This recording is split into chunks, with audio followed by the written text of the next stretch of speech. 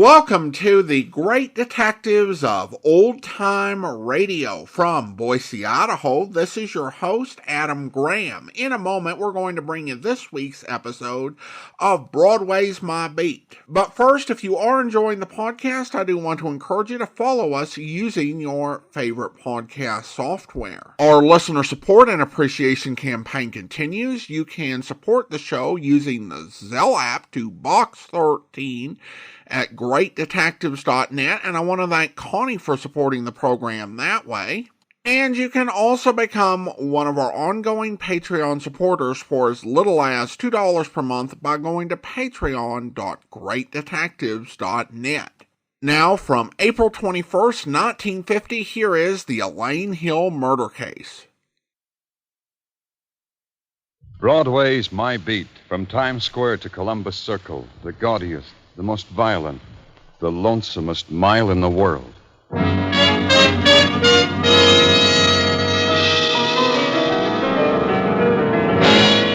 Broadway's My Beat, with Larry Thor as Detective Danny Clover.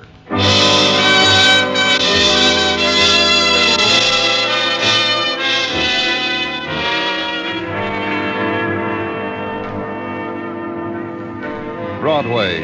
It's a marketplace of the wanderers, the displaced, a glittering bazaar where the stalls are lighted in neon, and you can buy.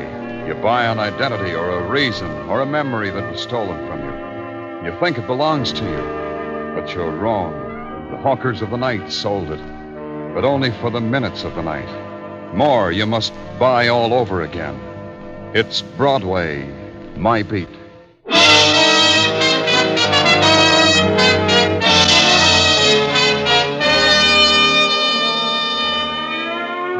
Your squad car stabs, tears, rips through the city, and its wail is a piece of broken glass that slashes across the city's face. And you see the terror, silent and quick, in the blur of the city making way for you. And finally you're there, in the place of the violent dead. It's an expensive room in an expensive hotel, and a dead girl lies sprawled on the floor like an exhausted child, and her dress makes a blob of crimson in the room. There are shadows in attendance. Then one detaches itself and clutches onto you and screams. You'll believe me, won't you, mister? I don't know who you are, but you'll believe me. Someone's got to. That Take girl... your hands off the man, Mr. Jeffries. Don't pay any attention to him, mister. He's greedy. He just wants it all cut and dried. The girl murdered, and he says I said take your hands off the man. All right. I'll sit down. See, I'm cooperative. Just sit down and shut up, Mr. Jeffries. That's right. That's a good boy. You must be Clover. I've seen your face, heard your name. Oh, and you? Joe Graham, house detective. Don't get me wrong, Clover. I'm usually gentle as a kitten without paying guests. But Mr. Jeffries... Are you from the police, Mr. Clover? I'm glad. I'll tell you exactly how it happened. I'll tell you everything. Get back in your chair, Mr. Jeffries. I'll tell the detective. I'd rather hear it from Mr. Jeffries. Oh? To each his own. Go ahead, Mr. Jeffries. Tell the man the way you told it to me. I was taking a shower, Mr. Clover. That's all I was doing. I was getting ready to go out to dinner. I'm a salesman, Peerless Leather Goods Company. And I've been with the company for 10 years. Badge of merit for my enterprise. Stick-to-itiveness. You were taking a shower, Mr. Jeffries. Oh, yes. Well, I dressed. I come out of the shower, and there she was, just like that, lying on the floor. Well, I was shocked. I tried to wake her, throw her out. But she was dead, choked to death. How do you know she died that way? What, the marks on her throat, the bruises. Didn't you see them? You must have seen them. Who was she? I never saw her before in my life. May I? Thank you. Girl's Elaine Hill, works in the perfume shop in the lobby. Won a prize for being such a good sales girl. A week on the town, a plush room in this plush hotel. Everybody in the hotel has seen her, knows her, but not Mr. Jeffries. A beautiful girl like Elaine. Never saw her, Mr. Jeffries never... How did she get into your room? The door was unlocked. Oh? Yes, well, that doesn't mean anything, does it? I left it unlocked because I'd ordered a drink. It was brought to you? Yes, and that's how I can prove I didn't do it. Just at the moment the bellboy brought the drink, he just walked in.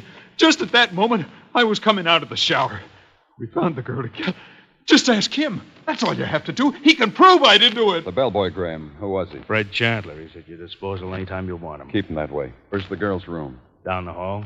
I'll go with you. Just give me the pass key. Then you believe me. You believe I didn't do it. You'll have to be taken to headquarters. Oh, you can't! You can't do that to me. My reputation, my business, all the years I've worked. You can't. I won't go. It goes like that. Violent death produces its own after images.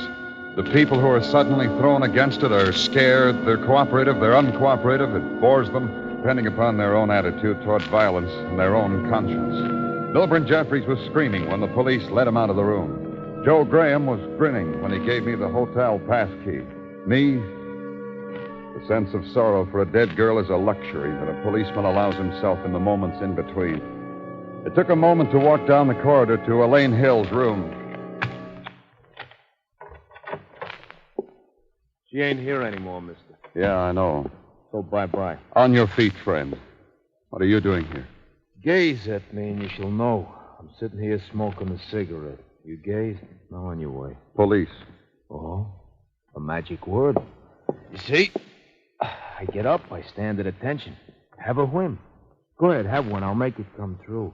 Bellhops get paid for making whims come true. They stick you in this uniform and... Yeah, enchant me with your name. Fred Chandler, bellhop. Who is it, Fred? Fred? Who are you talking to? Oh, Police. My name's Danny Clover, Miss... Lee. I'm Anna Lee. I work here, you see? You're a maid? Oh, no. The cigar counter's where I really work. Downstairs in the lobby. I'm on my supper hour. A supper hour. She's my girl, so she likes to be with me, so she's helping me. Yes, I'm helping Fred. Helping him do what? Oh, I get it. You're collecting information to help you solve a mysterious crime. I'll unfold it for you.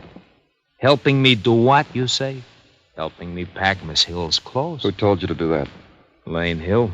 She was checking out. She said, see that my clothes are packed. She give me $1, puts me under obligation, personal obligation.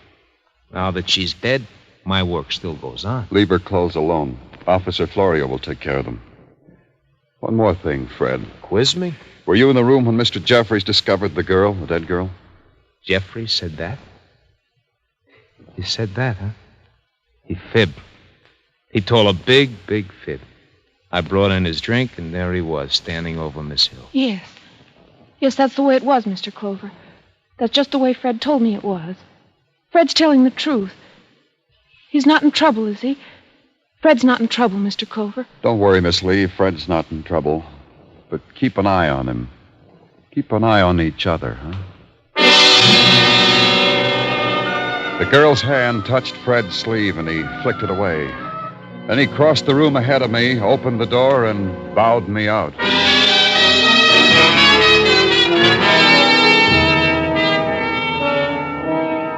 Around Elaine Hill's death, there already grew the fungus of lies, of half-truths, the weeds of a new violence. To tear them out, I needed to know more about Elaine, how she lived, how she worked. There was a man who could tell me part of it, a man named Nicky Laszlo, dealer in perfumes, in the lobby. All I know of Elaine, Mr. Clover, is beauty she was. Employee of myself, but nevertheless beauty. Sheer exquisitic. In my spare time, I coin new English words. Mr. Laszlo... Pardon me. I want this would be put in the official records. You keep such records? Of course you keep. In this country, everybody keeps. Mr. Laszlo... I want you should put down so. On the person of Elaine Hill, the perfumes of Nicky Laszlo smelled better than on person of any other person. That, you see, is my eulogy over my poor dead Elaine for publication. Touching. Change smelled to had more fragrance, but has more sorrow in it. Agreed? Agreed. There could be sorrow in it for you, too, Mr. Laszlo. Is already. I deserve more. If you don't answer questions directly without coining new words. Agreed? This is your country. I am only here on good behavior. Question me, Mr. Clover. Think back. Did Elaine ever say anything to you, do anything that might show that she was afraid? Of being killed? Of being killed. No, not once. Except only once. But not, I think, of being killed. Of what? She didn't tell me. Didn't tell you what?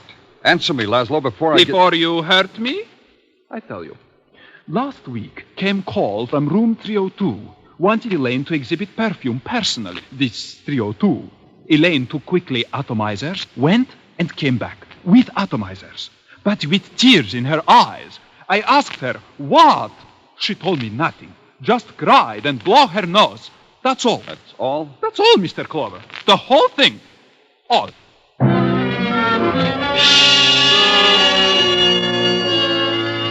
And it goes on. Elaine Hill had been called to room 302 to sell perfume, and she returned with a tear.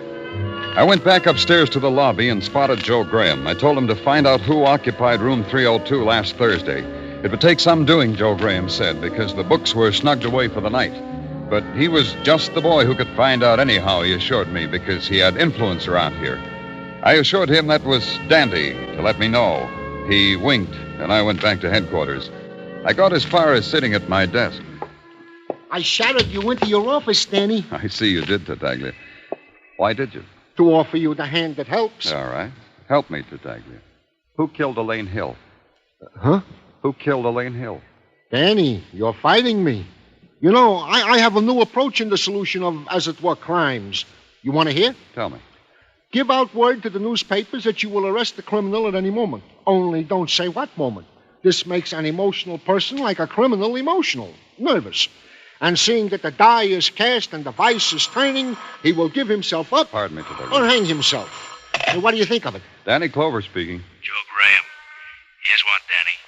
Nobody registered in room 302 last Thursday. The room was empty. You're sure? He asked me to find out, and I found out. Sure, I'm sure. Don't look the way you're looking, Danny. I got juicy news. Like what? Tell you what. Have a shave with me, and I'll tell you. A shave? What are you talking about, Joe? In the barber shop in the hotel. But it's after midnight. The shop's closed. Sure, but I got influence like I told you. Look, Danny, I'm going off duty. I got a date. I got to shave myself. Join me, huh? For the juicy news, huh? For the juicy news, huh? He said, and he hung up. It took 10 minutes for the squad car to get me to the hotel. In the early hours, the building stood like a sullen pile against the night. The nighttime was beginning to die in the lobby. The dimness had started, the talk more hushed, and there was no laughter. Downstairs, the light bled through the lowered blinds of the barber shop onto the tiled floor. And somewhere far away in the world of the bar, a band had settled down to a waltz tempo. I walked to the door of the shop, opened it. Joe Graham was standing there, back toward me, propped against a corner, a hand resting on a tray of tonics and towels and brushes. Joe, what's the matter with you? Joe.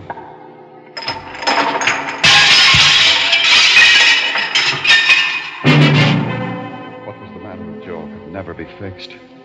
The unfelt pain forever stamped on his face told me that. And the unseeing stare and the blood.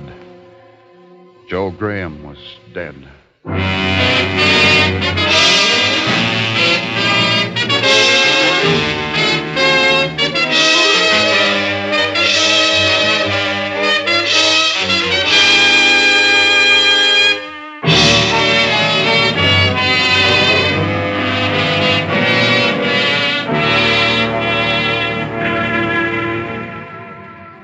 There's a thing about Broadway. At lunch hour, it takes its murders spliced between nibbles and a hot dog and washes them down with cream soda. The deaths of Elaine Hill and Joe Graham were spectacularly headlined, so Broadway nodded approval and reached for the onions. It's these usual things that gives Broadway assurance all's right with the world. The only thing Broadway has to worry about is the hours between now and quitting time. In my office at headquarters, Sergeant Tartaglia stood in the center of the room, shifted his position a few times, cleared his throat, then asked me a pointed question. What time is it, Danny? Why? Well, no particular reason. This question was just an opening gambit for the conversation which is about to ensue. You tricked me, huh, Tartaglia? But, Danny, I've been standing right here before you trying to catch your attention for 10 minutes as the crow flies. Okay, what is it? Reports gathered from hither and yon into the here. Mm-hmm. To wit, the boys from Technical are even now examining the clothes of Elaine Hill for possible clues as to the reason for her decease. Go on.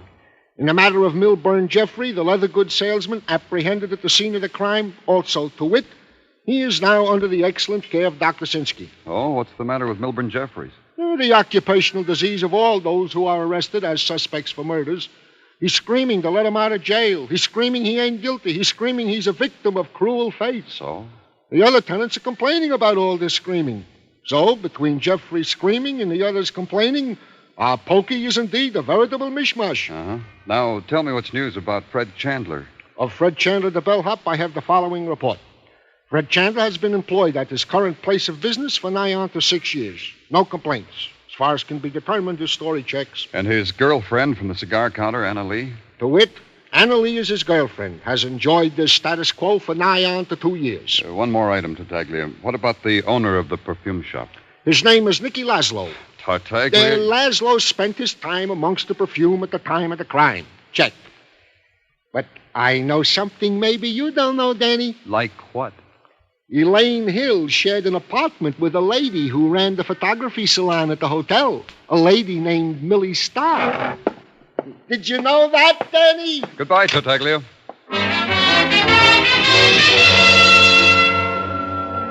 At the photographer's salon, they told me Millie was on the hotel roof taking publicity stills.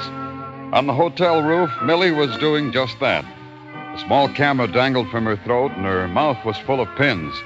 A tall girl, shivering in a swimsuit or rompers or something or other, had her back to her, and Millie was pinning up something or other. A tuck here, a tuck there. 3 other models tried to arrange their photogenic little features on the cold asphalt of the rooftop. They were outfitted for a summer in the city on top of a hotel. One strummed a badminton racket. The other waved a canoe paddle, and the third ran languid fingers through the hair of a wax dummy dressed in McGregor clan shorts and McTavish clan dinner jacket. When the dummy turned out to be a man, I thought it was time to break it up, which I did by tapping Millie on the shoulder. Whoever you are, go away. We're busy. Okay, Teffy, you look real sexy now. Go drape yourself on a ledge, and I'll shoot you from here. I'm from the police, Miss Starr. Take the pins out of my mouth if you want to talk to me. Huh? Oh, yeah. Pardon me. Thanks. That's good, Taffy. A little more, dreamy. That's it. That's it. Now keep it. You, take this reflector and hold it just like this. Huh? The reflector. The reflector, like this. Oh, like this? Peachy keen, you were born to it. Taffy, take a deep breath. Hold your stomach in. Good. Now relish it. Got it. Now dream somebody else. Maybe you didn't hear me, Millie. I said I was from the police. I heard you. Get into your uniform, and I'll take your picture. You can put the reflector down now. Thanks. Elaine Hill, Millie. They tell me you shared an apartment with her. Oh, Elaine. Take a break, slaves. You may smoke. That's right. It's just what you think. The law wants me for murder. You want me for murder, Mr. Policeman? Maybe, but first let's just talk. About Elaine? Been trying not to do that. I've been trying not even to think about it. Why, Millie? Tell me why. Because you're a policeman, you think you understand? I can try. Try hard, Mr. Policeman. How do I tell you what Elaine was to me? A child, like a daughter? Sometimes... You know, there's nothing written down anywhere that gives you the right to probe into me like this. We want Elaine's murderer. You want that too, don't you? That'll bring her back? You making me an offer? Catch the murderer and that'll bring Elaine back? How long did you know her? Not long enough. She came to me about 6 months ago, wanted to be a model. I wanted to help her. She liked my apartment, and I invited her to stay with me. Then she got tired of modeling, wanted to work steady, she said. So I got her the job in Laszlo's perfume shop. Maybe I shouldn't have done that. Why do you say that? She hadn't worked there a week when she started getting letters. That's unusual. Not for a beautiful girl like Elaine. You know the kind of letters. Anonymous. Words written in basic English. In some circles, I hear they call them love letters. You saw them? No. Elaine always burned them, then washed her hands. You didn't try to trace them, didn't report them? No. That was my fault. I told Elaine it wasn't important. Told her it was a kind of flattery. She was so lovely. The postmark, you must have seen that. Where were they from? Why, from this hotel. On hotel stationery. You think... Call your slaves back, Millie, or you'll run out of daylight.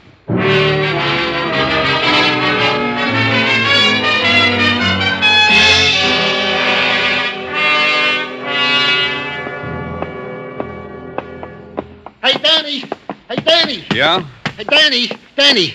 Okay, here I am. What do you want, Tartaglia? I'm in a hurry. Ooh. Huh? Ooh. I'm catching my breath. I'm glad I caught you, Danny. John Gordon and Technical's been buzzing your phone all the time you were out. Let's go find out what he wants. Did he tell you what he wants? No. Just called. I answered the phone. He said, was you there? I said no. He hung up. I've been spending half the afternoon listening to a stupid conversation like that. Come on. Hello, Gordon. Something I can do for you, Lieutenant? Tartaglia said you've been trying to get in touch with me.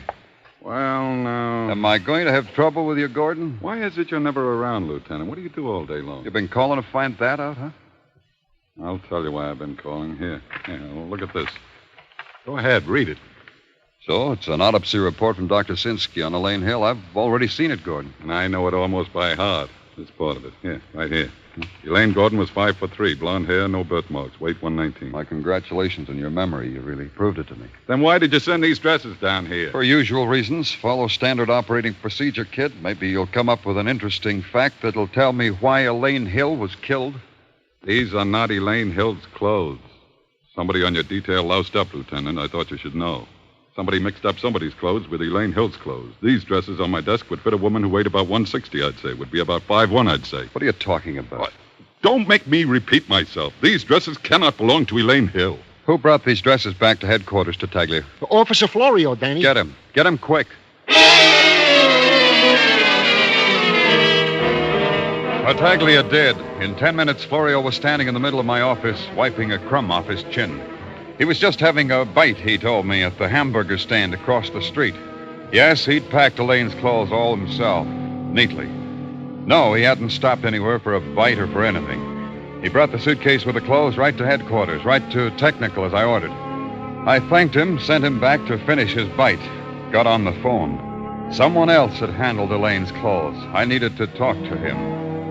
At the hotel, they told me he wasn't in. Try his rooming house. I did. At his rooming house, they told me he wasn't in. Try Anna Lee's rooming house. I did. On the 4th floor landing, I heard the sobs that came from Anna's room. I knocked. No one answered, so I walked in. You knocked, Clover. That was nice of you. But walking in? How do you know what can happen to you if you just walk in? What's the matter, Anna? Why are you crying? Because I'll Fred... tell you because, Clover. Because I come to take her out, dinner, a movie, dancing. Anything a little heart desires, that's why she's crying. My little Anna's overcome with it all. Not that, Fred. You know it isn't that. I want you to look good, honey. I want to be proud of you. When we walk into a restaurant, I want to be proud. Too much to ask. Get away from her, Fred. She's my girl, Clover. Makes you jealous I'm so close to her? Get away from her. A pleasure. Tell me why you're crying, Anna. Because he wants me to look good. You know how, Mr. Clover? He brought over a girl's clothes. He wants me to put them on. He won't go out with me unless I put them on. He won't kiss me unless I put them on. Shut up. Don't come near her, Fred. The clothes, where are they, Anna? Over there. On the bed. Wrapped in the newspapers. Elaine Hill's clothes, Fred? That dead girl's clothes. And you wanted me to put them on. Oh, Fred! Fred! What's the matter with you? What? Elaine's clothes, Fred? I bought them in a hock shop for my girl, Anna, because Anna's my girl. I want it to look nice, to look classy. Like a dream. Like Elaine? You couldn't get near Elaine, so you killed her. You wrote her letters, and she never answered, so you killed her. And Joe Graham, because he found out it was you who called Elaine to room 302. Was it like that, Fred? You're frauding at the brain, Clover. That makes you a mad dog. And the clothes, you stole them after you killed her, because that was all of Elaine you could own. You stole them and palmed some others off on the police. They told me the girl was found in a salesman's room. I was there when they told me. You put her there. You strangled her and put her there. Because you knew the door to Jeffrey's room was unlocked, that he was taking a shower and couldn't hear you. Anna? Give them to me. Give me your clothes. I'll show you how I wear them, Fred. Like this. Like this. Leave alone! Like this. Leave alone! Like this. I'll kill you! I'll cut you to pieces! I'll kill you! Drop the knife, Fred. Drop it! No. No more killing, Fred. No more.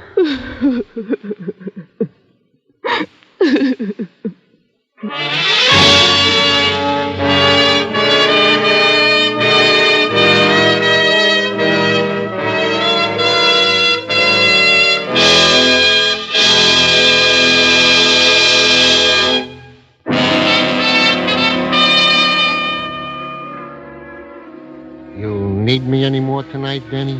Go home, Tartaglia. Come have dinner with us, Danny. With Mrs. Tartaglia, there's always plenty. Go home, Tartaglia. Yeah, Danny.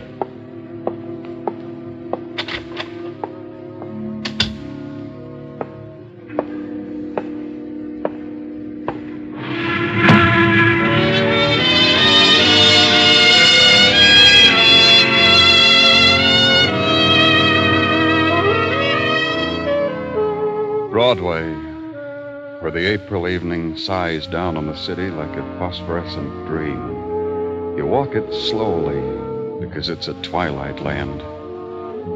Then fingers claw at your elbow, a face leans close to yours, and the words it whispers are a shriek. It's suddenly night, and the world's exploded. It's Broadway, the gaudiest, most violent, the lonesomest mile in the world. Broadway, my beat.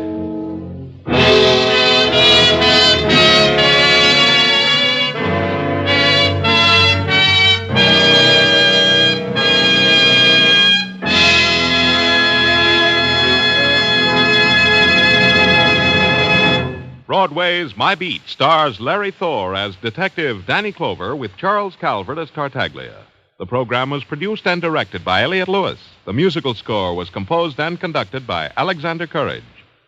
Included in the cast tonight were Virginia Gregg, Joyce McCluskey, Elliott Reid, Jack Kruschen, Ed Max, and Anthony Barrett.